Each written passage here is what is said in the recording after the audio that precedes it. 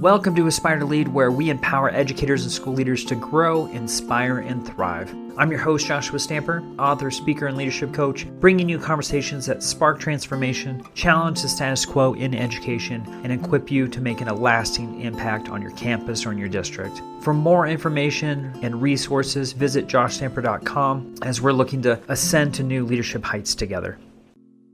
Welcome back to Aspire to Lead. I am so excited for my guest because this is a longtime friend, a brother from another mother up in the land of Canada, and a former Teach Better teammate of mine, Brad Hughes. It's so good to see you, buddy. So good to reconnect with you in this space, Josh. So excited to see how Aspire and Aspire to Lead continue to grow in influence and connection with educators that are just doing what they can to improve life for themselves and their students. And I'm delighted to reconnect with you. It's been a minute, and I'm hoping this is a jumping off point where we can continue to stay in closer touch. Oh my gosh, yes. That is 100% going to happen because you, my friend, are going to be a guest for my Aspire to Lead cohort. For those who don't know, if maybe this is new to you, if you're jumping into the podcast. So the Aspire to Lead cohort was constructed in November of last year. I have a wonderful group of passionate educators who are seeking to level up their leadership journey. And so we're coming together each month. So Brad's going to jump in and be our special guest so they can pepper him with some questions. I can't wait for that. But Brad, I wanted to get an update because it's been a while, like you said, a hot minute since you've been on the show. So will you just give an update of what's going on in your world? Yeah, absolutely. Just by way of introduction, I'm an elementary school principal in a village of New Hamburg, Ontario, in southern Ontario. I'm in Waterloo Region, Ontario, Canada.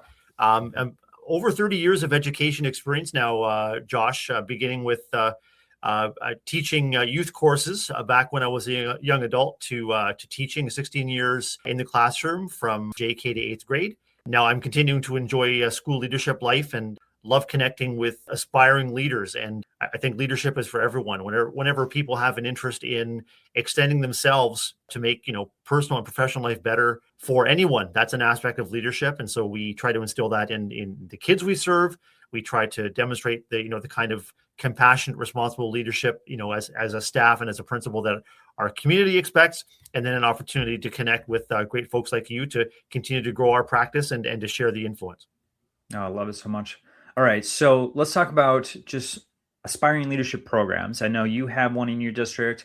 I got to be firsthand, boots on the ground, build one on my district. So we did that for 2 years. And this is where Aspire to Lead actually was born, was just my opportunity and experience to be someone that led a group for aspiring leaders to, like what we're doing here with the cohort, to prepare them for when they get an opportunity to be promoted into a leadership position. And so at your district, I know you have a aspiring leader program. I know you've been an attendee and you've also, worked with the district in regards to that program. So what does that look like and how are you preparing aspiring leaders within your own network? So by way of context, we are a region of about 500,000 people in Southern Ontario, one of our province's larger school districts. We have core urban areas as well as township and rural areas, which is where I work and serve right now. We have over 120 elementary and high school sites serving, upwards of 70,000 students. And I think we are at around 6,500 or 7,000 staff members as well. So, recognizing the good work that happens in each of our schools is certainly part of a principal's responsibility and an opportunity as well to invite members of the teaching faculty that might have an interest in educational leadership to give them that friendly and encouraging tap on the shoulder. And then, in addition to the sort of the moral support to say, hey, have you considered, or, I think you'd make a real difference as a school leader. It's the practical support that our Aspiring Leaders program in Waterloo Region provides. So it's a voluntary program, and it's advertised well at the beginning of every school year. It's open to teachers in both the elementary and high school levels that have an interest in pursuing school leadership, first as a way of just sort of checking that interest and checking to see what aspects of the role are appealing to you, what aspects of the role you want to know more about, and what aspects of the role you want to engage in some personal professional development. And so there are monthly or bi-monthly meetings that are hosted by a series of assistant principal mentors, as well as superintendents. And they have a number of different guest speakers that include trustees, senior staff, associate directors, other stakeholders, give an inside out view to those that are aspiring to the position of what life is like, the trials, the tribulations, but also the joys and the opportunities of the role. And as well as that, as whether you're exploring the role or whether you're moving towards an opportunity to get your portfolio together and make an application, there is coaching around that process, as well as coaching around the interview process as well. So it's both kind of ticks the aspirational box, like who have we got in our system that has an interest in development?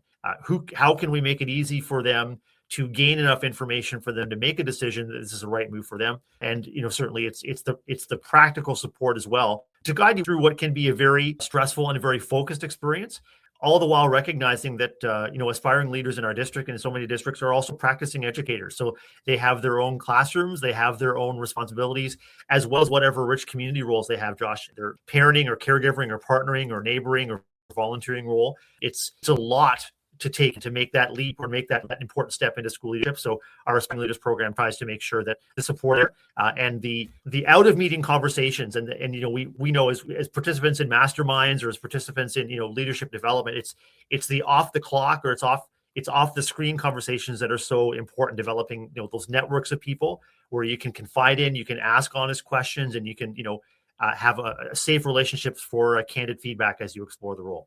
Brad, I love everything that you talked about in regards to the program. I'm curious about your own experience. What was the greatest benefit that you felt about getting that additional coaching, like you said, or being a part of a community of other aspiring leaders where you felt like, this is preparing me for the next steps needed for me to get the position that I want? Yeah, actually, I participated twice in the program as I was working towards a school leadership position. And the first time I participated was quite early in my teaching career when a principal that I truly value and respect gave me that gentle tap on the shoulder and said, hey, I want you to consider a role in school leadership. I think you've got potential. And so he pointed me towards the program. And then for me, it was gathering information about the role and seeing if it was a good fit to make that next step and around timing. And at that time, I decided that I wanted to step back and really reinvest in and refocus on the leadership development and the professional learning that I needed to do.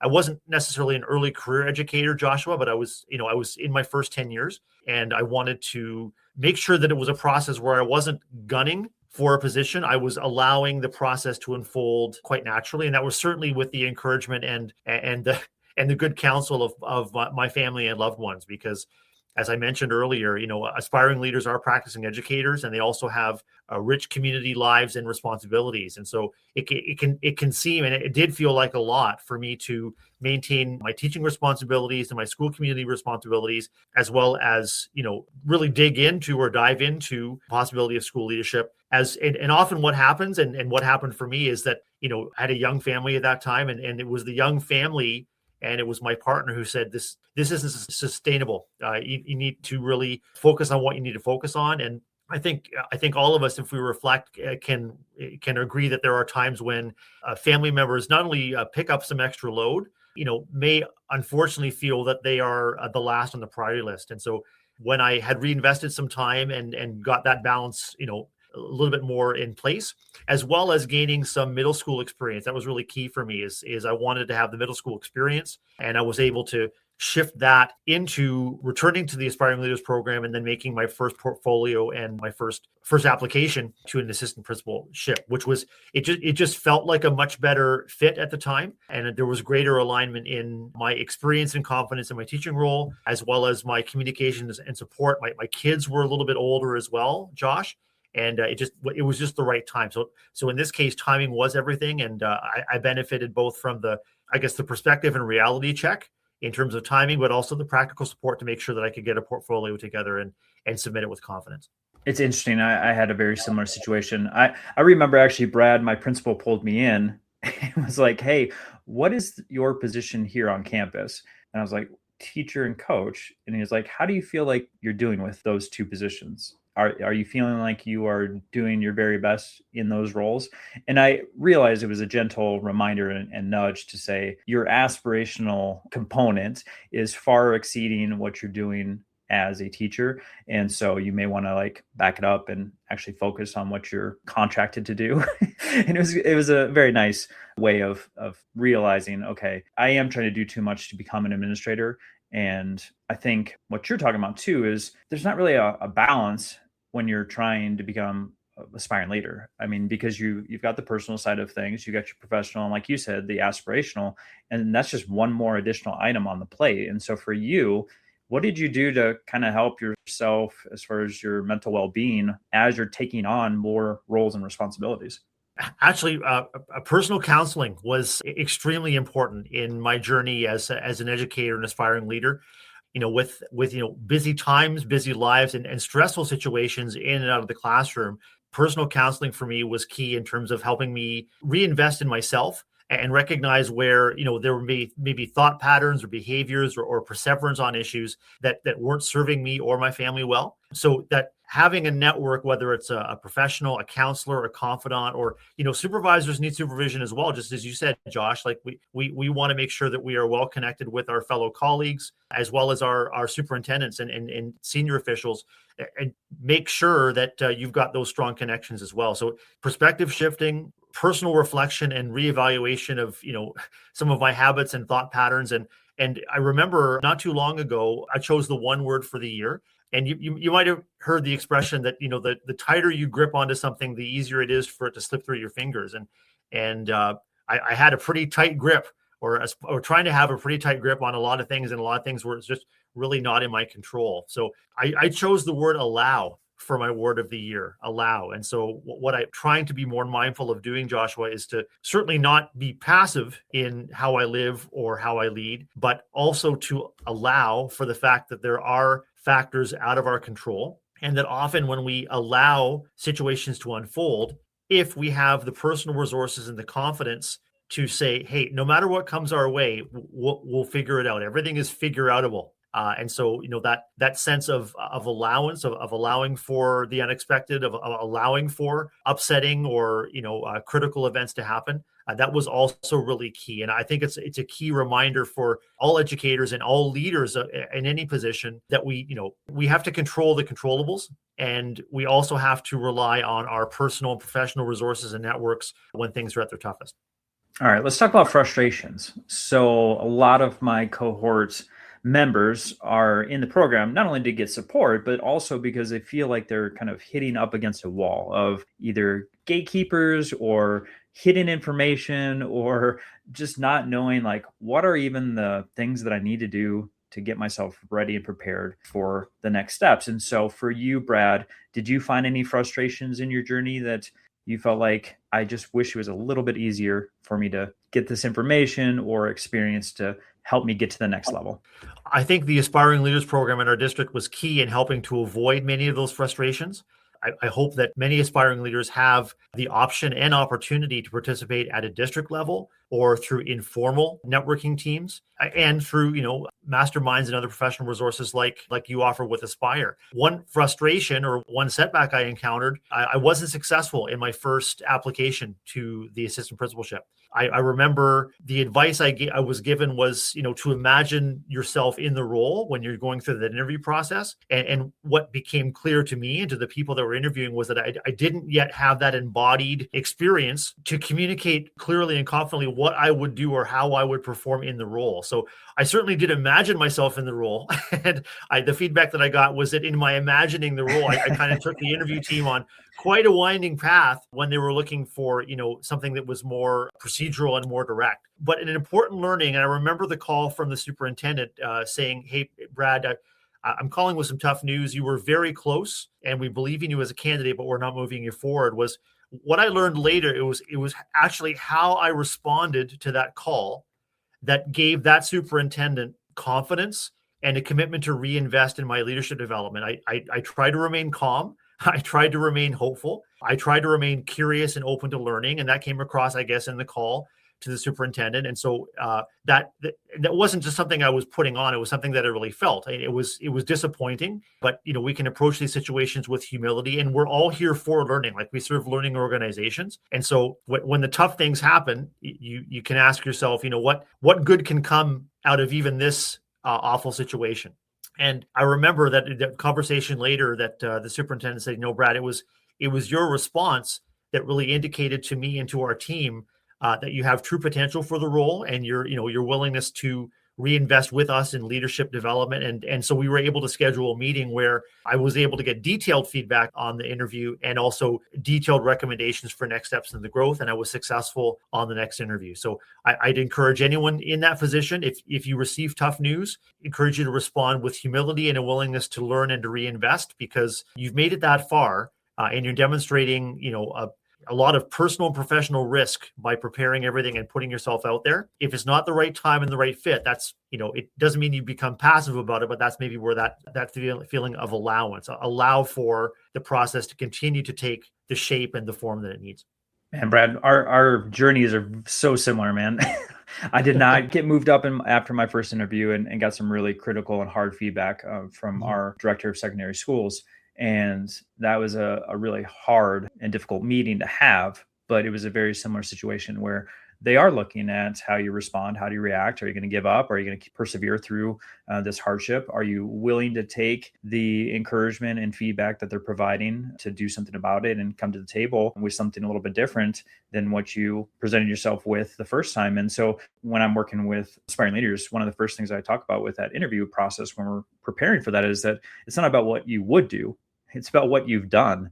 And so many times we talk about what we would do in that position, but we don't have the experience and the things that we've done on a resume or being able to talk through a story that we've, had that experience already. And so you're just kind of making stuff up as you go, and they can see right through that. And so it's really important to know exactly, one, that what they're going to ask, but two, to have something to support your answer in an action that you've already completed. So true. And what I learned, through participating in the Aspiring Leaders program in the district was I really felt and believed and still do that our senior leaders want the very best for us as school leaders. They know that conditions are tough. They know the challenges that school leaders of all kinds face. And it wouldn't have been fair to me or to a school community that I would serve to put me in a situation where I didn't have the right toolbox, the right resources, the right experience, or the right support to do this challenging, often very rewarding, but certainly a challenging and intensive work. So I even feel that no was a reinvestment in my well-being, because they believe that I had the potential, but they know what the realities of the job were, and I just wasn't there yet. And reframing it after a while, that came across to me as a very authentic and compassionate move. All right, buddy. For our aspiring leaders, if there's something they can do to enhance their leadership journey right now, I know we're kicking off the new year. However, that interview process is going to start soon. Districts are going to start asking for applications. That whole process of trying to find new leaders for the upcoming school year is just around the corner. So is there something that within the calendar year here where we're sitting, is there something that you would encourage folks to do to just help themselves in that process? Yeah, I think investment in one's physical, emotional, and relationship well-being at any time is crucial. There's a necessary and a very appropriate focus or refocus in a lot of our professional learning communities on burnout and on setting reasonable limits and boundaries, as educators to protect the things that really matter most. Our physical, emotional, and relationship well-being is key. So I'd say at any time, just take a pause and say, is there more that I can do to refill my own cup, whether it's more sleep, more exercise, better eating, or, relationships are crucial. So, are there aspects of relationships that I can reinvest in, because they're both protective and restorative, especially if you're anticipating moving through that process towards, interviews and practica, that kind of a thing.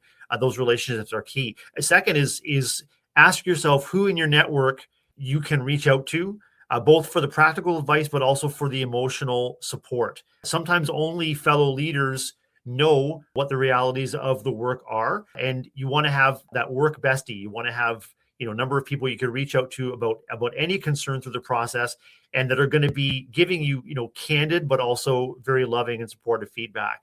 And the last thing I'd say is always look for the good. Like always look for the opportunities to reframe setbacks, as well as really be committed to seeing your own good and the differences that you're making as a leader in your present setting. So whether that's a classroom setting, it could be as a coach, it could be as in a district setting, or even outside of an elementary or high school, you are already making a difference. And so it can be tough to receive feedback as we navigate different barriers to aspiration towards actually application of leadership role. But never forget that you are making a difference to so many. And so often in education, I reflect on that the difference we make may never be known or understood by us. You talk about those ripples of influence, right, Josh? So you never know what difference you're making now with a kind word, a moment of kindness, compassion, encouragement to a colleague or to a kid or to a family member. Just keep fighting the good fight and just keep looking out for kids, community, but also yourself. Oh man, I love it so much. All right, Brad, if there's someone that has a question for you, something you've said has struck a nerve, they want more information, maybe they want support, how can they get a hold of you via social media, email? What's the best way to communicate to you?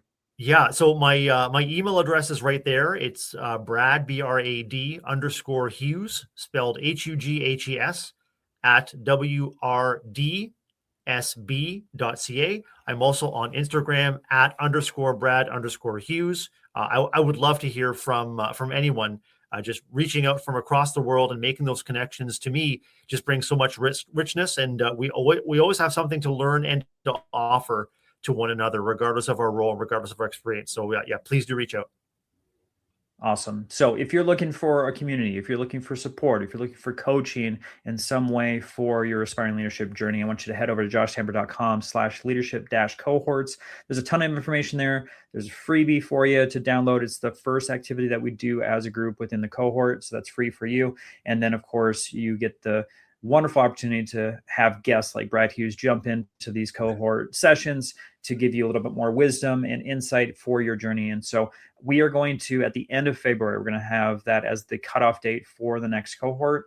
So I want you to make sure that you apply as soon as possible so we can make sure that we get that approved. Everything's situated prior to the 1st of March, and then giving you a ton of resources and support for you if you're looking, especially for this school year, to turn in your application, go through that interview process, and look for a new position for the upcoming school year. So can't wait for that new cohort to be built.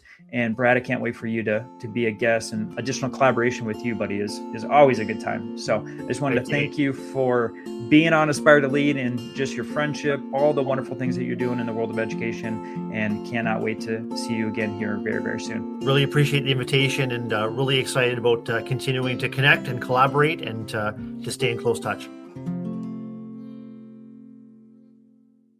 This podcast is a proud member of the Teach Better Podcast Network. Better today, better tomorrow, and the podcast to get you there. Explore more podcasts at www.teachbetterpodcastnetwork.com. We'll see you on the next episode.